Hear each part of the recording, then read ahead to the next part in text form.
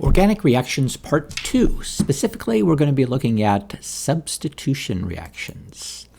This is a quick little diagram of what's called an SN1 and an SN2 reaction. We'll get to those shortly.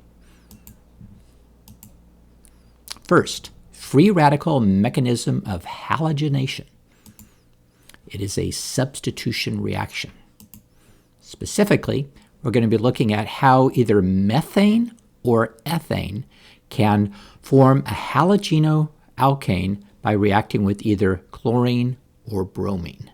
So any one of these combinations. Few important terms before we start. Heterolytic fission. Hetero means different. The breaking of covalent bonds in which both electrons are retained by a single atom.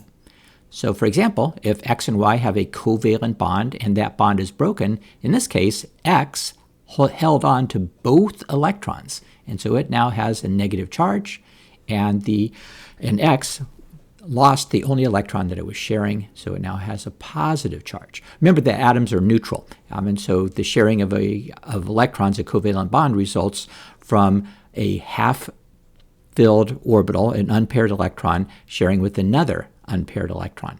And so the atoms are neutral going in, the molecule is neutral, but in the course of this reaction, one atom has taken another electron. In this case, Y took one more electron than it had normally, so it has a negative charge, and X lost one of its electrons that it originally had, so it's positively charged.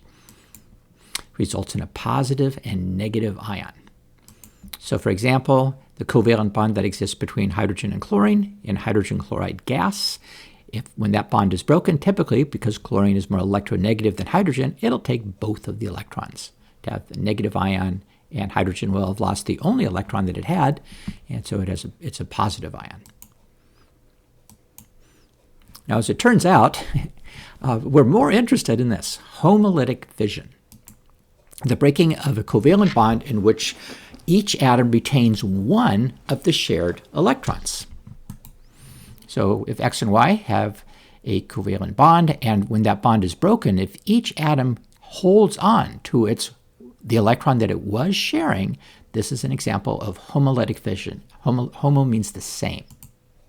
Results in what we call a free radical, an atom or a molecule with an unpaired electron. And that's what these dots represent. Anytime that you see a dot, it indicates that it is a free radical. Now, free radicals are very reactive, and so it's very important to understand that. A free radical will have its way with any molecule that it comes into contact with. It'll just literally rip atoms away from molecules in order to complete the pairing of that electron. So very reactive, very dangerous stuff. Very, very dangerous species. Okay, so we're going to look at this reaction as an example, but remember it could be either methane or ethane, be chlorine or bromine. Those are the only combinations that you would need to be concerned yourself with. Okay, now you saw this very reaction at the beginning of our notes on types of chemical reactions, and this was an example of a substitution reaction, but I didn't go into it in any detail. I did mention that we needed ultraviolet light, but never any clarification. So we're now going to be looking at that in more detail. Okay, this takes place in 3 steps, what we call mechanisms. In chemistry, a mechanism is a step. And so like if it has three mechanisms, it would have 3 steps. These steps for this reaction are initiation, propagation, and termination. So come with me, if you will, and we'll peel back the curtains and take a look at this reaction in a lot more detail. You know, in first-year chemistry, we just look at the reactants and the products, and we really don't go into much on exactly what's going on. Well, this is a really good example of all the individual steps, these 3 steps in particular, that are necessary for the halogenoalkane, in this case, chloromethane, to form. Okay, so first, initiation. So our reactants, recall, are methane and chlorine. Now, I've color-coded these, so I have a little diagram here I can point to. The methane is the individual dots, and so that would be a molecule of methane. And then chlorine is diatomic, and so we have 2 that are bonded together. So these are chlorines here. Now, what we do is we irradiate it with ultraviolet light. Ultraviolet light, low wavelengths, high energy, and it's the light that's responsible for sunburns and skin cancer. So it's fairly energetic. So if we shine a sample of a mixture of methane and chlorine gas, so think of this as like a flask filled with both methane and chlorine. Well, when we shine ultraviolet light on it, what will happen? The chlorines that are covalently bonded, the ultraviolet light will promote homolytic fission. It'll break that covalent bond, creating two chlorine radicals. And remember, radicals are very dangerous, very reactive species. And so by irradiating ultraviolet light onto our mixture, we create radicals. And so we now have radicals inside this mixture. And so the next step, propagation, we'll see what the radicals do. Propagation. Now, the chlorine radical that we just made previously will react with any unreacted methane in the mixture. And remember, it's very reactive, and it's going to just rip away one of the hydrogens from the methane.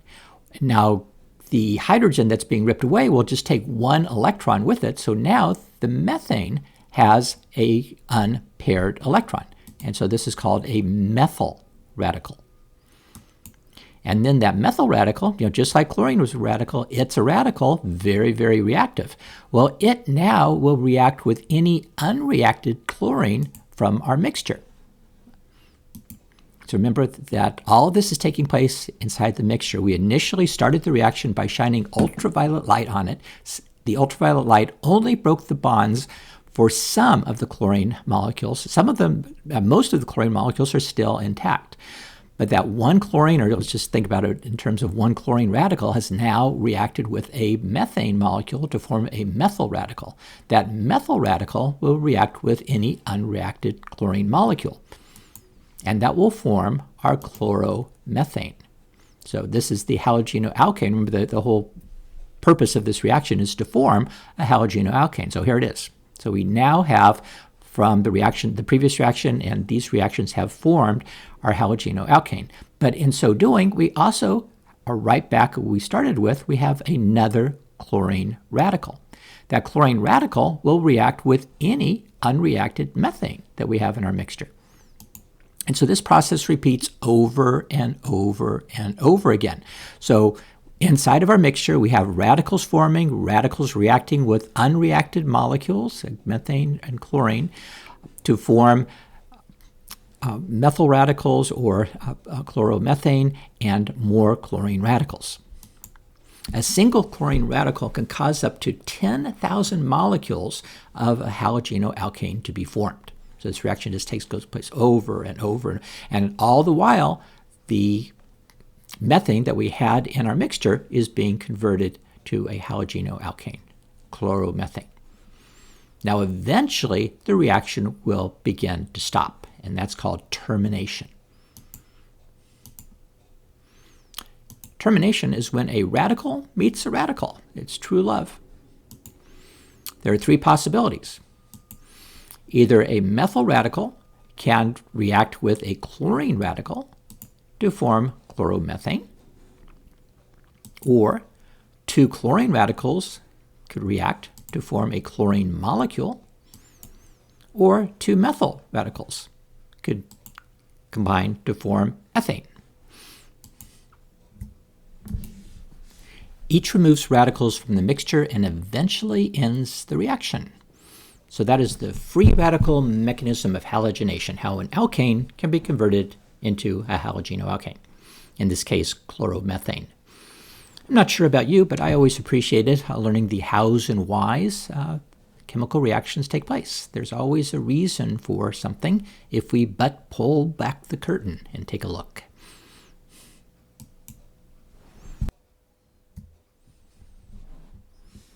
Nucleophilic substitution reactions. Important terms. Nucleophile. An atom or molecule attracted to the nucleus of an atom. Common nucleophiles: water, ammonia, cyanide, and hydroxide. all contain a lone pair of electrons that can form a dative covalent bond. Recall that a dative covalent bond is when one atom, ion, or molecule supplies both electrons for a covalent bond rather than sharing electrons. And a lone pair has just been included in the formula here for reference.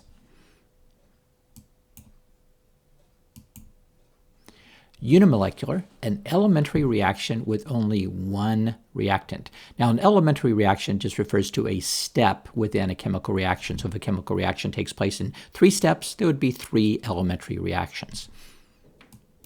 Bimolecular, an elementary reaction with 2 reactants.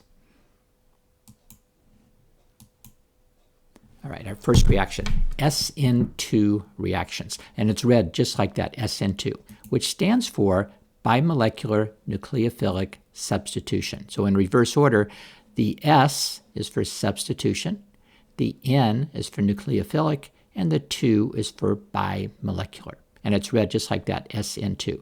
Now, SN2 reactions are seen all over the place in organic chemistry. We're going to be using this mechanism to explain how a primary halogenoalkane that's placed in warm dilute aqueous sodium hydroxide, so the hydroxide ion will be our nucleophile, will form a primary alcohol. So this is the mechanism that will occur when this reaction takes place. So this will be our example reaction. So we have bromomethane reacting with hydroxide to form methanol. So the bromine and the hydroxide will trade places, or the hydroxide will substitute in for the bromine. So this is a substitution reaction. Step 1, which is the slowest rate-determining step. Whichever is the slowest step in a series of elementary steps, whichever is the slowest, that's the rate-determining step. Now I've drawn the structure for bromomethane. It's a tetrahedral shape around the carbon atom. And this is our hydroxide with a lone pair. Now it's bimolecular because you have 2 reactants. So in step 1, you have 2 reactants. And this will not be the case in the next example that we'll be looking at. But here we have 2 reactants, so that's why it's SN2. Now the bond between the carbon and the bromine is very polar. The bromine is much more electronegative than carbon, so this bond is polar. When the hydroxide comes closer to the molecule, it's going to be attracted to the positive part of this bond. As that attraction begins to occur, the carbon will begin to form a bond with the hydroxide, and at the same time, it'll start losing the bond with the bromine. Now, we're going to be using curly arrows to represent the transfer of electron pairs. We've seen this before. So make sure that when you draw your curly arrows, the tail of the arrow is right at the electron pair, and the head of the arrow is right where they're going. Okay, now while that reaction is occurring, or that attraction is taking place, the carbon-bromine bond is weakening. And the bromine, because it's more electronegative, is going to take those 2 electrons. So the shared pair of electrons are going to the bromine.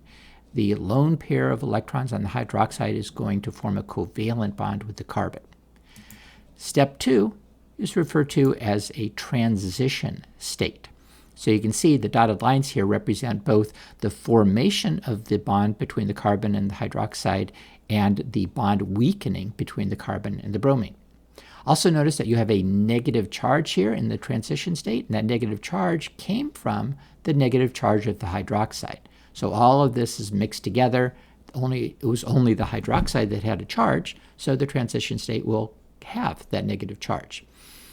Step 3 is when the bond between the carbon and the hydroxide has fully formed and the bond between the carbon and the bromine has been fully broken. So the final products here are what we have up here. We now have our primary alcohol, methanol, and the bromide ion has been released. So that's SN2. I'm going to show you a little video to summarize this.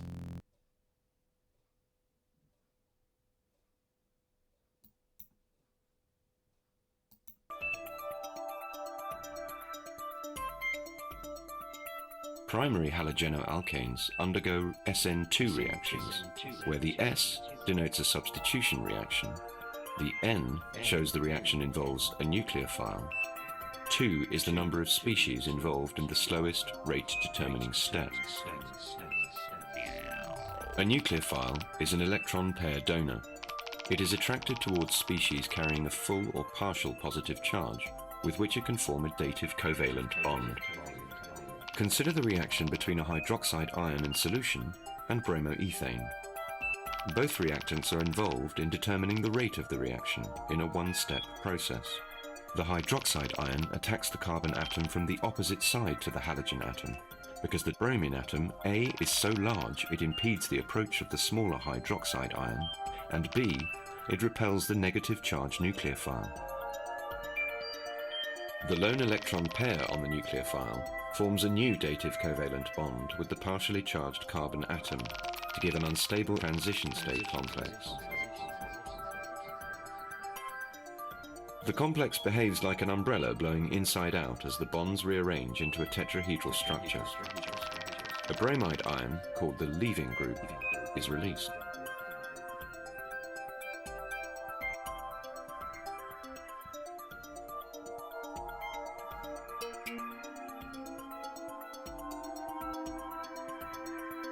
The transition state complex.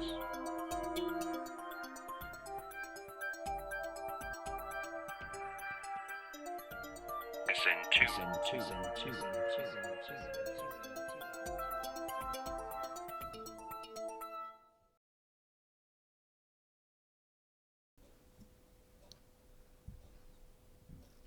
Okay, now SN1 reactions, which stands for unimolecular nucleophilic substitution, so unimolecular 1. And this is a case where we can take a tertiary halogenoalkane, again in warm, dilute, aqueous sodium hydroxide, so the hydroxide is again our nucleophile. This will produce a tertiary alcohol. So our example equation, so this is our tertiary halogenoalkane, and we'll end up with a tertiary alcohol. Now, step 1 is the rate determining step, just like SN2, but in this case it's SN1 because we only have one reactant. Remember, for SN2 we had the reactant or the organic compound, the halogenoalkane, and hydroxide, but hydroxide does not take place or is not needed for step 1. So it's SN1 unimolecular 1 reactant. We don't have hydroxide in this step. Now, in warm aqueous sodium hydroxide, the bond between the carbon and the chlorine just begins to break away. And so the shared electrons between the carbon and the chlorine go to the chlorine. Now, this is a case of heterolytic fission where one atom has taken both electrons. And so remember, for heterolytic fission, we end up with a positive and a negative ion. So in step 2, the chloride is our negative ion, but what's left behind is what we call a carbocation. Now notice this went from a tetrahedral shape to a trigonal planar shape because we have only 3 pairs of electrons around the carbon. So now this carbocation has a positive charge on it. That's when the hydroxide comes in for the kill. So now the lone pair on the hydroxide ion can form its dative covalent bond with the carbon. And this will result in our tertiary alcohol.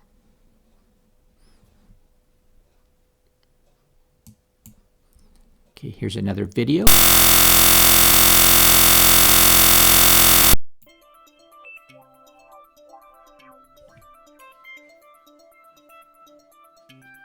Tertiary halogenoalkanes undergo SN1 reactions, where S indicates a substitution reaction is occurring, N indicates that a nucleophile is involved, and 1 indicates that only one species is involved in the slowest rate-determining step. In tertiary halogenoalkanes, the small hydrogen atoms in primary halogenoalkanes are replaced by bulkier alkyl groups. Tertiary halogenoalkane.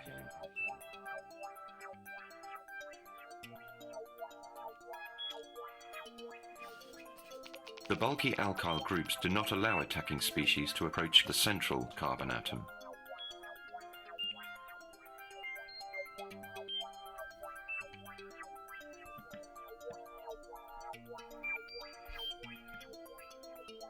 Consider the reaction between 2-methyl 2-bromopropane and a hydroxide ion. It has a two-step enthalpy profile. The first step, the heterolytic fission of the carbon-bromine bond, has a high activation energy, EA1, and therefore determines the rate of the reaction. The first step involves only the halogenoalkane and proceeds via a transition state complex to form a carbocation. The second step has a much lower activation energy, EA2, and hence is considerably faster than the first step. The carbocation reacts with the nucleophilic hydroxide ion via a second transition state to form the product 2-methyl propan 2-ol.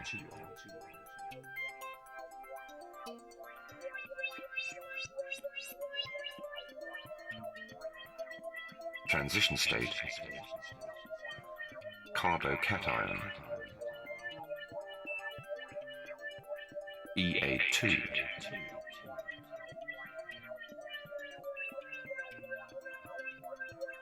SN1 reaction.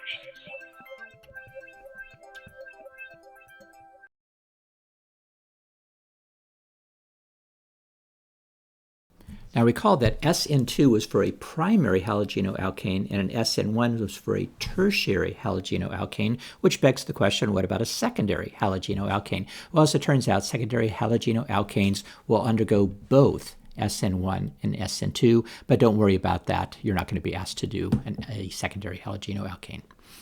All right, that is it. One more type of reaction next time, but that is the end of today's notes.